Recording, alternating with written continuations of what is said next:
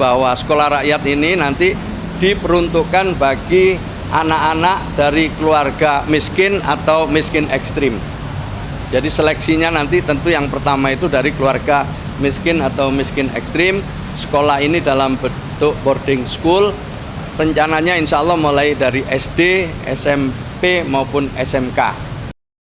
Tenaga kebencanaan sedang ada di lapangan, baik di Jati AC, di Bekasi maupun di Bogor dan beberapa tempat di Jakarta.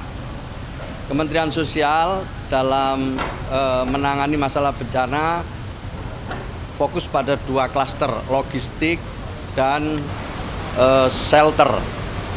Sementara banyak juga para relawan-relawan dari berbagai organisasi, dan tentu yang di depan dalam hal ini sekarang adalah BPBD atau juga dalam koordinasi BNPB, khususnya dalam urusan evakuasi. Semua sudah di lapangan dan tenaga-tenaga terlatih kita lihat semua juga sudah berusaha untuk mengevakuasi di tempat-tempat pengungsian yang disediakan maupun pengungsian secara mandiri.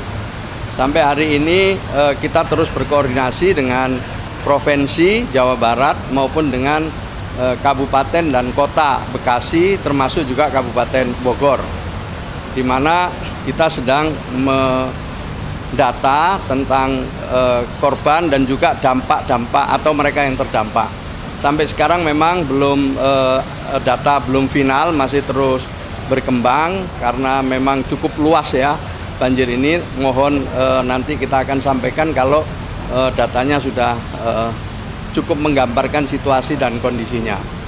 Namun demikian dukungan dari Kementerian Sosial maupun dari pemerintah Provinsi Daerah Khusus Jakarta maupun Jawa Barat dan Kabupaten Kota Bekasi Bogor terus mengalir ya, utamanya untuk di daerah-daerah terdampak, mulai dari kasur, bantal, obat-obatan, pakaian untuk ibu-ibu, makanan untuk anak-anak ya, dan juga ada tenda-tenda yang disiapkan. Semua itu untuk supaya mereka paling tidak setelah dievakuasi mendapatkan tempat pengungsian sementara yang layak.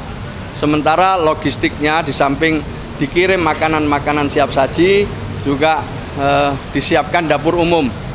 Jadi ada dapur umum yang sekarang sudah beroperasi. Salah satunya yang sudah beroperasi itu adalah di Jati AC, kerjasama pemerintah kota Bekasi, pemerintah kabupaten Bekasi, dan juga dengan Kementerian Sosial.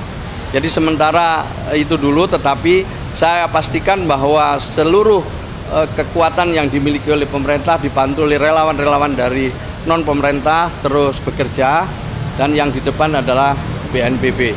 Kami sekali lagi mendukung dari sisi logistik dan shelter. Saya kira itu yang bisa saya laporkan.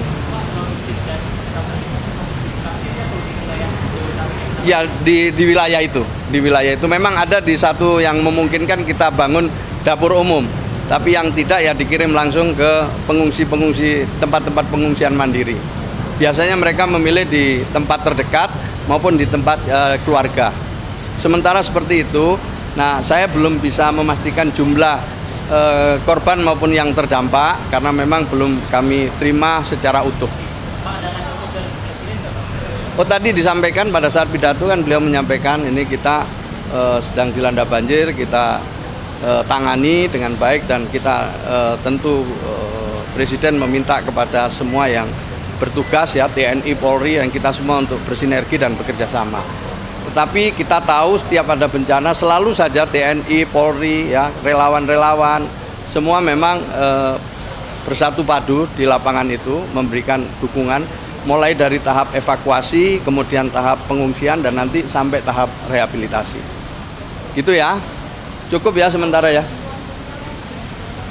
Ya, kita udah hampir 100% untuk triwulan pertama ini, untuk bansos, baik itu PKH maupun untuk bansos bantuan pangan non tunai, maupun untuk yatim piatu yang jumlahnya hampir 300.000 orang se-Indonesia ini.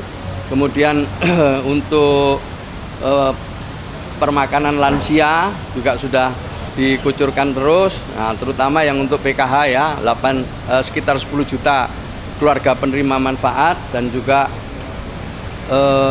dari penerima bantuan pangan non tunai sekitar 11 juta KPM. Oh, untuk di Jabodetabek sampai hari ini yang dari Kementerian Sosial udah hampir 3 miliar dengan berbagai bentuk-bentuk dukungan gitu.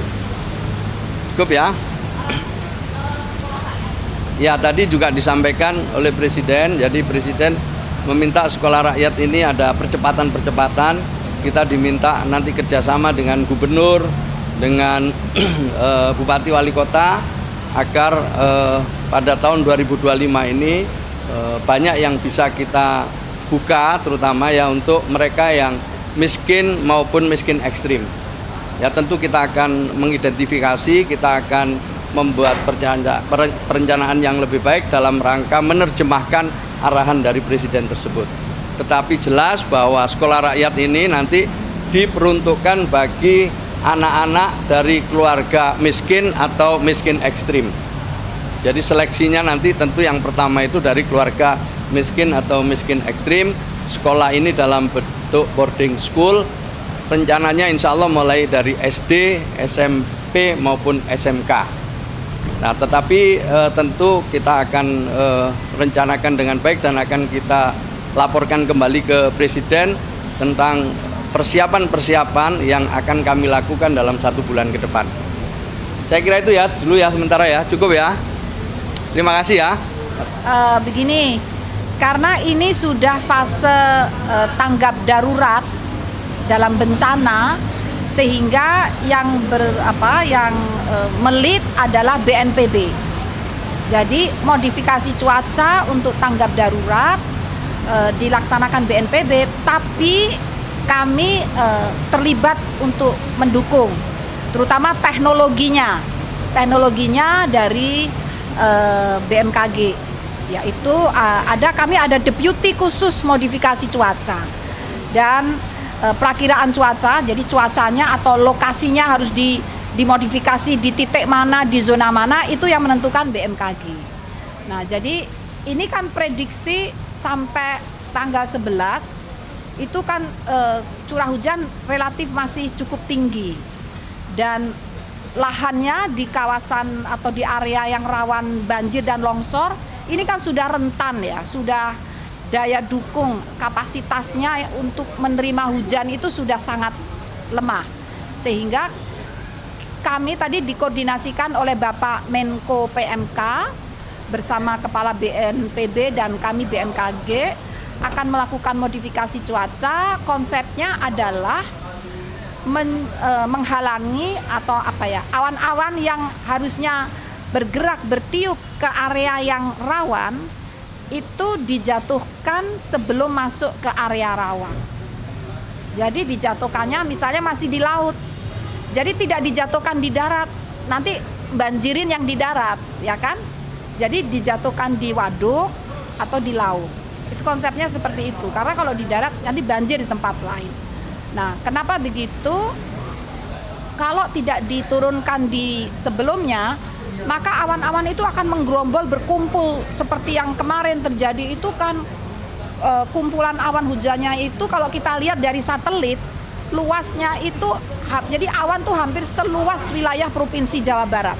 Jadi Provinsi Jawa Barat itu dari satelit itu udah tertutup awan gitu, bahkan sampai ke Lampung, Palembang itu. Jadi jangan sampai awan tuh tumbuh sebanyak itu sehingga masih datang sedikit turunkan di laut, datang sedikit turunkan di waduk atau apa. Jadi konsepnya seperti itu.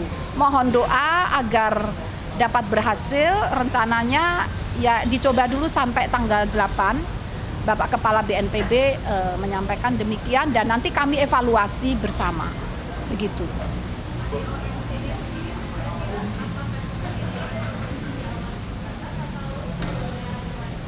Nah, untuk besok itu prioritas di Jawa Barat karena memang yang paling rentan di Jawa Barat, dan terutama ini di daerah pegunungan ya, di puncak, terutama awannya tuh dari situ.